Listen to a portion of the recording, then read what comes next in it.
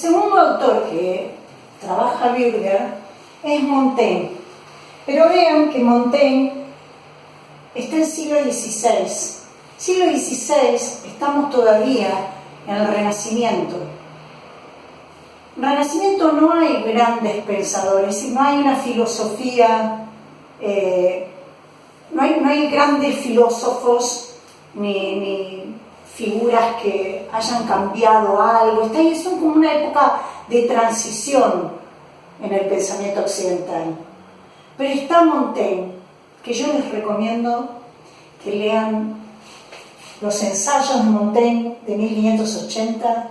Montaigne tiene una escritura deliciosa, es divertido, es irónico, es breve, son textos breves que por momentos, bueno, no estoy segura igual, pero por momentos me hace acordar un poquito a la estructura que tiene Mitologías de Barthes.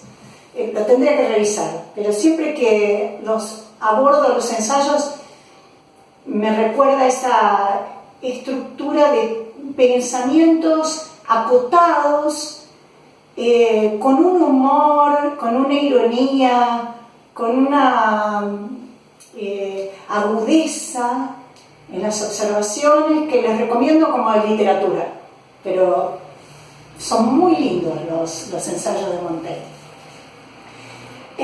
Esta época, siglo XVI, critica al pasado inmediato, es decir, critica toda la Edad Media.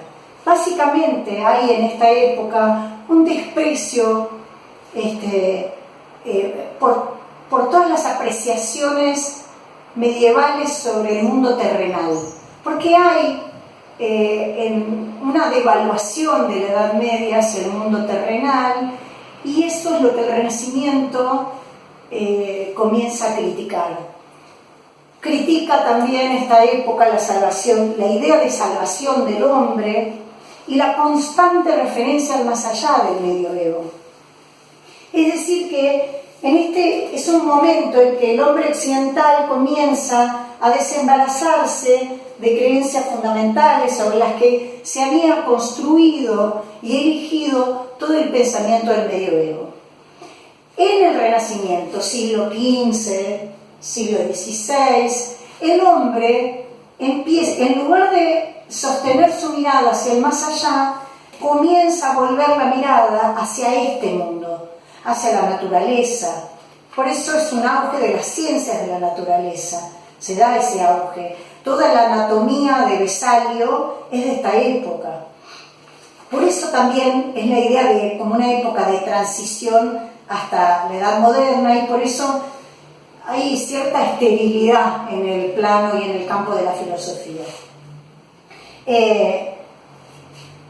Tampoco es que es una época que inaugura nuevos caminos. Por eso la idea de transición, de crítica, pero de poca producción de ideas nuevas.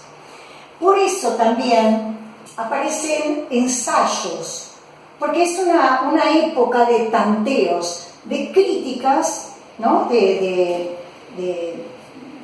cierto desprecio también por la Edad Media, pero al mismo tiempo hay confusión, hay tanteo. Algunos reeditan a los antiguos, pero otros son, se puede pensar como precipitadamente escépticos. Aparece, y ahí va a estar Montaigne, aparece un pensamiento escéptico. Básicamente de esto hablamos cuando vimos a Bürger, pero hay una crítica fuerte y organizada hacia la escolástica. La escolástica era ese método de la Edad Media que consideraba fundamental el criterio de autoridad, es decir, que no importa lo que se decía, sino que se respetaba esos dichos, esos enunciados eran respetados nada más que porque los había dicho alguien que ostentaba autoridad. Entonces se empieza a dudar de este criterio de autoridad, se empieza a dudar de otro pilar fundamental de la escolástica, que es el verbalismo. El verbalismo como una suerte de enredo de discusiones donde en realidad hay una cuestión más terminológica que conceptual. Entonces se comienza a dudar de ese verbalismo que era tan importante para la escolástica, y también se comienza a dudar de la silogística, que era el tercer pilar de la escolástica. El silogismo es un tipo de razonamiento lógico, pero que en realidad no aporta conocimientos nuevos, ¿no? Porque siempre la verdad de las conclusiones está incluida de manera tácita en la verdad de las premisas. Entonces, también comienza a criticarse el tercer pilar de la escolástica, que es la silogística. Vimos en Agustín que en algún punto de sus confesiones estaba presentando una vida ejemplar, la de un hombre que luego de haberse perdido encuentra a Dios. Entonces se presenta como vida ejemplar. Quiere decir que tiene una estructura muy clara, las confesiones de San Agustín, porque, como dijimos anteriormente, presenta un antes y presenta un después, ¿no? Hay un tiempo de estar caído y un tiempo de la vida con Dios. Entre ambos tiempos ocurre la conversión. Montaigne, en cambio, ahora sí estamos como en la otra vereda, Montaigne representa al hombre común. Montaigne no se siente de ninguna manera elegido. Acá no hay vida ejemplar, acá no hay ningún elegido. Montaigne se ubica al comienzo de lo... Piense que está como en el límite, porque ya en 1600 estamos en siglo XVII y ya nos encontramos en la Edad Moderna. Quiere decir que él está en el final del Renacimiento y ya muy cercano a lo que se va a entender por sujeto moderno. Cuando Montaigne escribe los ensayos, se ha retirado, esto es importante, porque va a suceder algo similar con Descartes. Se ha retirado su castillo, quiere decir que se ha retirado de la vida activa con el objeto de ocuparse de él mismo. Se va a ocupar de sus pensamientos, se va a ocupar de su cuerpo y se va a ocupar de sus estados y de sus sensaciones. Va a volver la mirada sobre él mismo. Él se considera a sí mismo una criatura, una existencia sometida a enfermedades y al envejecimiento. Quiere decir que va a estar atento a la propia finitud y va a estar atento cuando se mencionan las enfermedades, es porque va a estar atento a su cuerpo y a los padecimientos de su cuerpo. Acuérdense que el cuerpo era aquello devaluado por la antigüedad y seguía siendo devaluado en la Edad Media, así que él empiece a estar atento a su cuerpo no es poco. Esto le enseña a Montaigne algo que es la inestabilidad.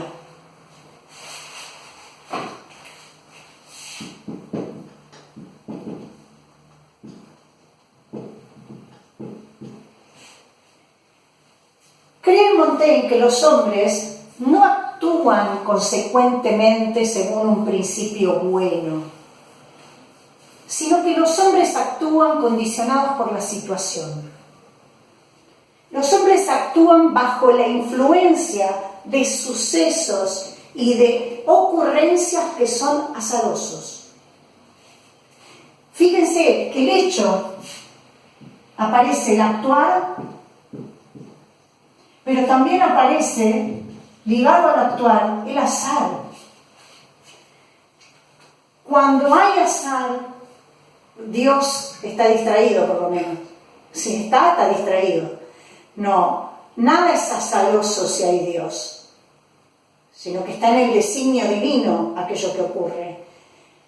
Pero que aparezca el azar, este elemento y la inestabilidad, es lo que le interesó después, en el siglo XIX, a Nietzsche.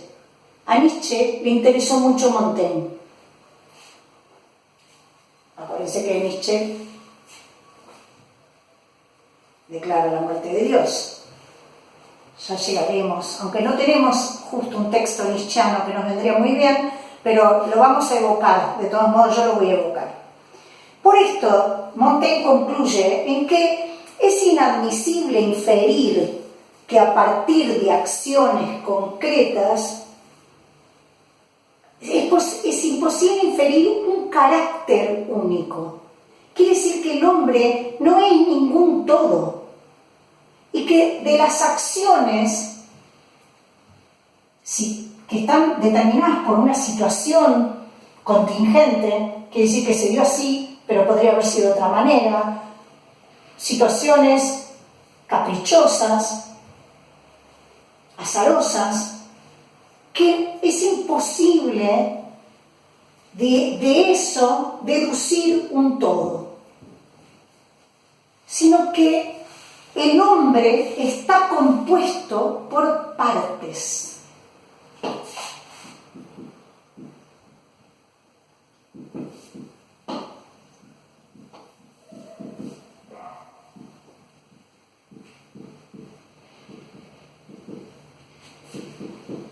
Esto es importante porque desaparece la noción de todo.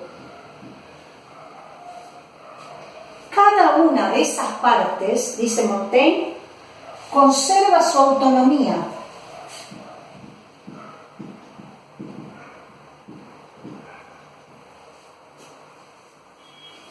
La autonomía de las partes respecto de las otras partes. Y obviamente el todo queda conjetural, ¿no? Igual alguna lo va a hilvanar de alguna manera después, pero es importante que tengan presente cómo él potencia la partición y la independencia de esas partes. A Montaigne mismo no le ocurre de manera diferente. Cuando él se piensa a sí mismo, él dice que experimenta su yo de manera inestable, como algo inestable, como algo que está sometido a los propios estados de humor. Él resalta los estados de ánimo y que el estado de ánimo es algo que lo invade desde afuera. Ahí está lo azaroso, lo contingente de la situación.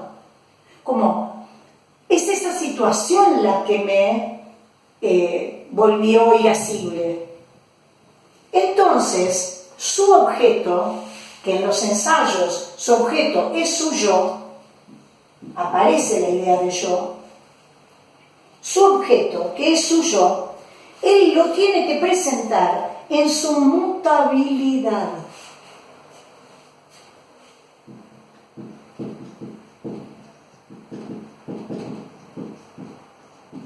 Freno un minuto ahí. Recuerden que la antigüedad y la Edad Media valora, así como valora la razón, valora lo inmutable, lo que no deviene, lo permanente, valora lo uno. Todas esas características que hay en el mundo inteligible de Platón y que están ausentes en el mundo sensible. Y fíjense entonces que Montaigne, en lugar de situarse en lo que platónicamente consideraríamos el mundo de las ideas, se ubica en el mundo de la experiencia, en el mundo sensible, porque es en el mundo sensible donde todo muta, todo deviene, y no hay ausencia de permanencia y ausencia de unidad. El todo sería la unidad. Eso es lo que él está negando. Y él está potenciando, valorando las partes, no el todo. Las partes y no la unidad.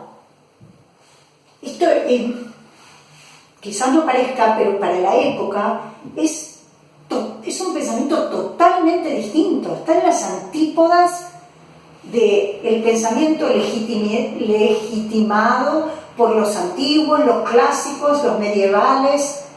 Es muy desobediente, digamos. Entonces, decía, presenta su yo en su mutabilidad y por lo tanto en sus contradicciones.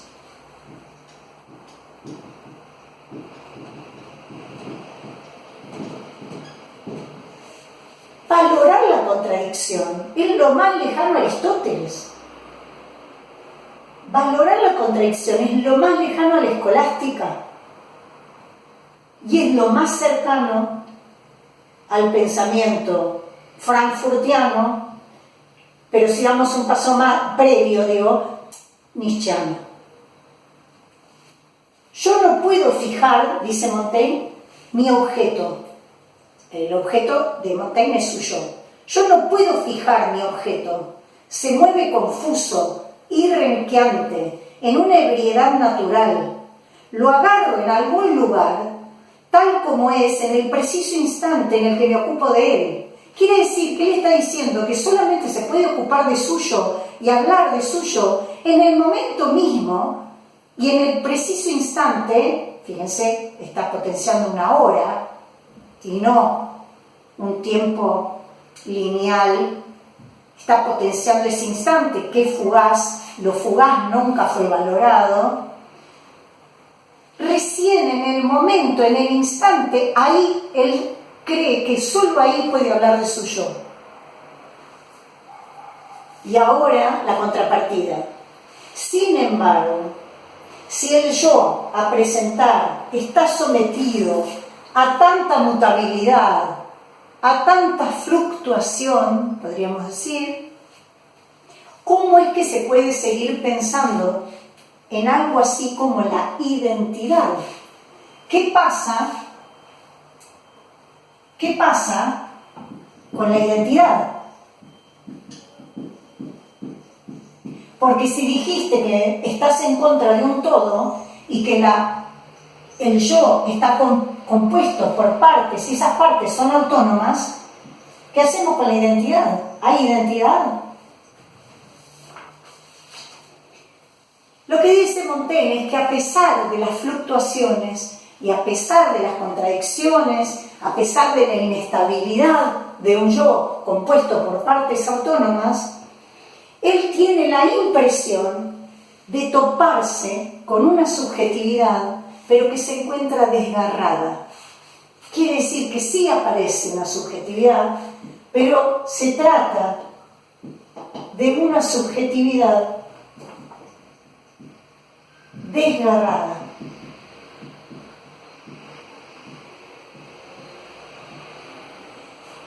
Hago un paréntesis. Qué curioso que él escriba los ensayos en partes, ¿no? Porque está hablando de un yo y qué maravilloso en un punto. Qué maravilloso que los ensayos estén escritos por partes, que las pueden leer de manera totalmente autónoma y que considere que la subjetividad o la identidad está desgarrada, como el texto mismo que escribe. Por eso es hermoso también Montaigne. Bueno, a mí me gusta. Dice, a pesar de que parece, retomo, a pesar de que este yo parece ser una subjetividad desgarrada, dice él que sin embargo, en esos momentos en que parece que todo están polemizando esas partes, dice, yo me reconozco a mí mismo. El yo presentante y el yo presentado parecen tener perfiles recios, dice él. Montaigne siempre describe la propia inestabilidad y sin embargo está asociada siempre esa inestabilidad a una capacidad de cambio y que a uno le resulta difícil conformarse una idea de sí mismo, pero que Él dice que en esta subjetividad desgarrada aparece un yo idéntico. Él dice que si él repasa los momentos en los que él mismo ha actuado de tal o cual manera, movido por alguna situación azarosa o contingente, él dice que puede reconocerse a sí mismo, que él, en una situación semejante, cree que volvería a reaccionar de la misma manera. Quiere decir entonces que esa contingencia de los acontecimientos exteriores que pueden condicionar el actuar y que parece entonces que se trata de una subjetividad desgarrada, pareciera que hay algún hilván detrás de ese desgarramiento. Pareciera que él logra reconocerse a él mismo como él mismo, no siente una alienación, no se siente desconocido hacia sí. Quiere decir que lo interesante en Montaigne es que aparece una identidad en el desgarramiento o en la mutabilidad o en la inestabilidad de ese yo. Y si ustedes se fijan lo que pasa en las confesiones, en los ensayos de Montaigne, como lectores van a tener la sensación de que si bien esos apartados parecen muy independientes entre sí, porque tratan de cosas totalmente azarosas, no se conecta un apartado con el otro, sin embargo, cuando lo terminen de leer, van a tener la sensación de que siempre estuvo hablando el mismo. Es esta especie de reflejo interesante que se da. Quiere decir que entonces hay una mutabilidad del yo asociado a cierta unidad.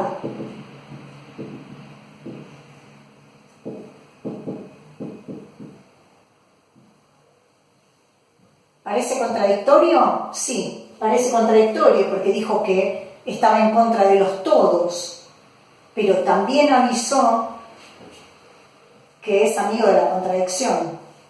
Así que en Montaigne hay mutabilidad asociado a unidad del yo. Y él dice que la unidad del yo asociada a la mutabilidad otorga identidad. Sí, que estos dos elementos, podemos ir para arriba, estos dos elementos le dan cierta identidad al yo.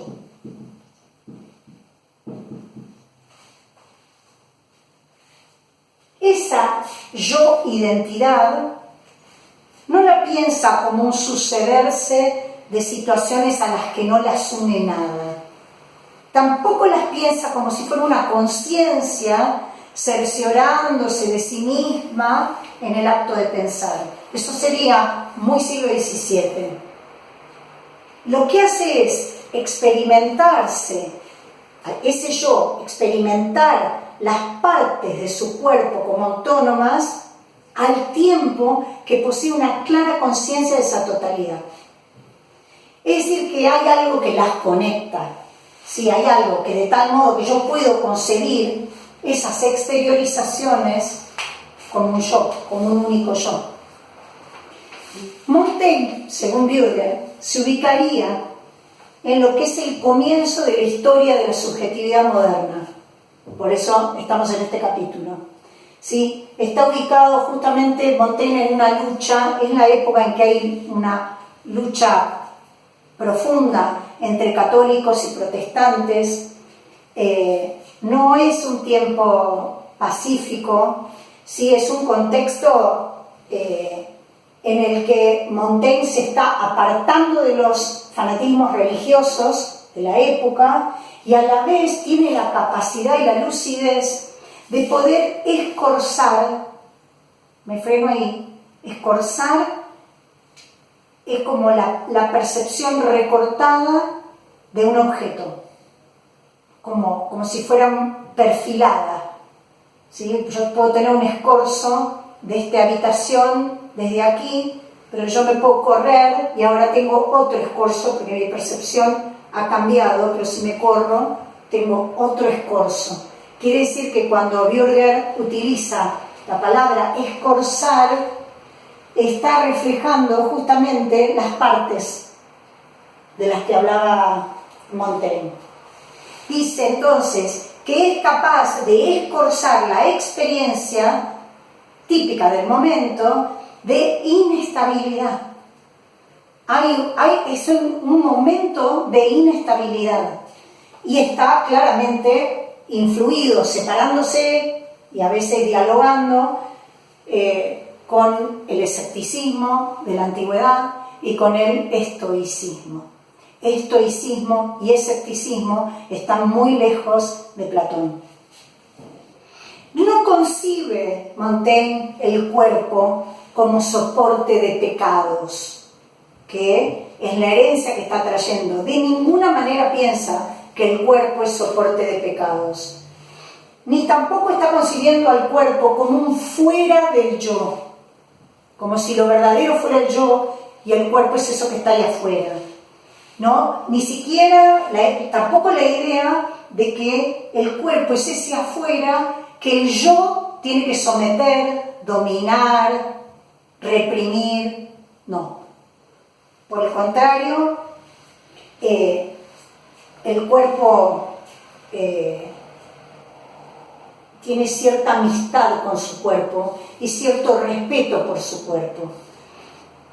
Todo lo que sea culpa, miedo a la culpa, miedo al castigo, digo porque está todo asociado con el cuerpo y con sus pecados, todo lo que sea miedo a la culpa y miedo al castigo está fuera de Montaigne. No es pensamiento de Montaigne. Le es totalmente ajeno. Sí tiene con el cuerpo una consideración respecto de su autonomía. Él considera que el cuerpo es algo autónomo, algo que hay que dejar a su voluntad. Como no hay que someterlo, no hay que reprimirlo, hay que dejarlo a su voluntad. Y que si ese cuerpo se enferma, bueno, es porque las enfermedades le sobrevienen al cuerpo. Y uno no puede hacer mucho con eso, ¿no? El yo entonces no tiene un afán de dominarlo al cuerpo.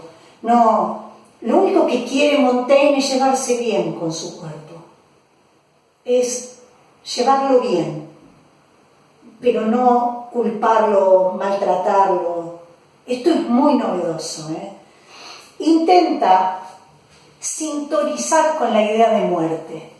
Así esa relación tiene con la enfermedad, así es la relación que tiene con la muerte. Él sabe que no puede anticipar el momento de su deceso. Es algo que me va a sobrevenir, dice Montaigne.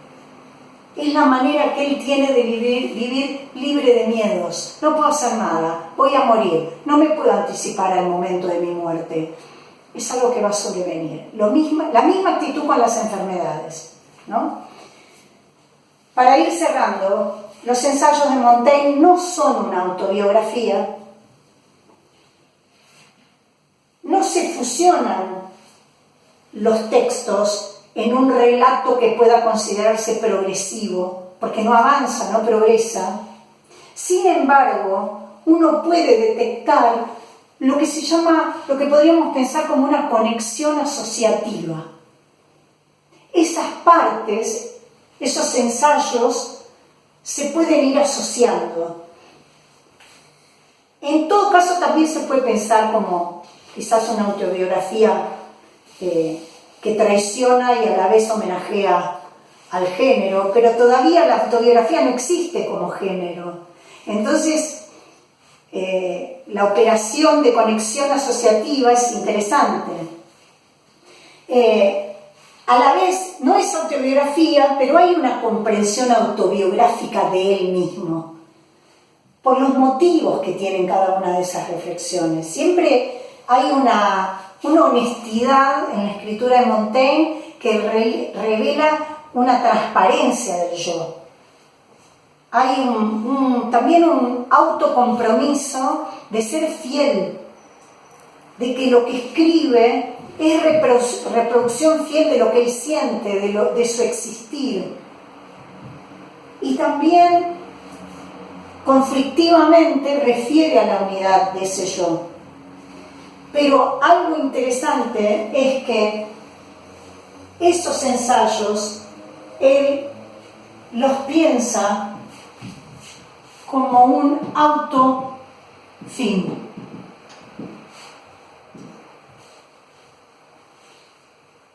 Su libro no sirve de fin a un tercero, es decir, a un extraño. Dios no está, como en el caso de Agustín, ¿no? El libro ha hecho de él tanto como él al libro. Noten que es como el autofin va por ese lado. Los ensayos han sido un libro que lo ha hecho a él tanto como él ha hecho al libro. Entonces, su escritura no es informe a posteriori, ¿sí? ¿De quién se estaría distinguiendo? De Rousseau.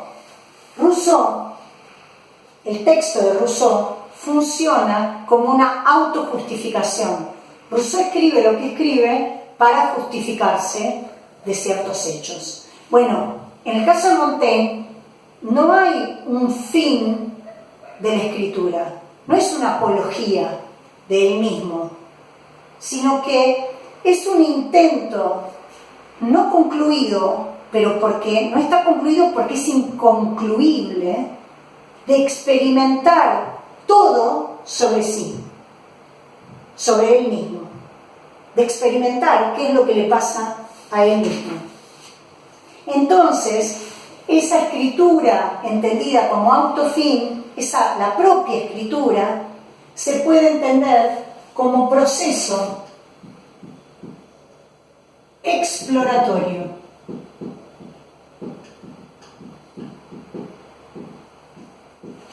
Su escritura es un proceso exploratorio.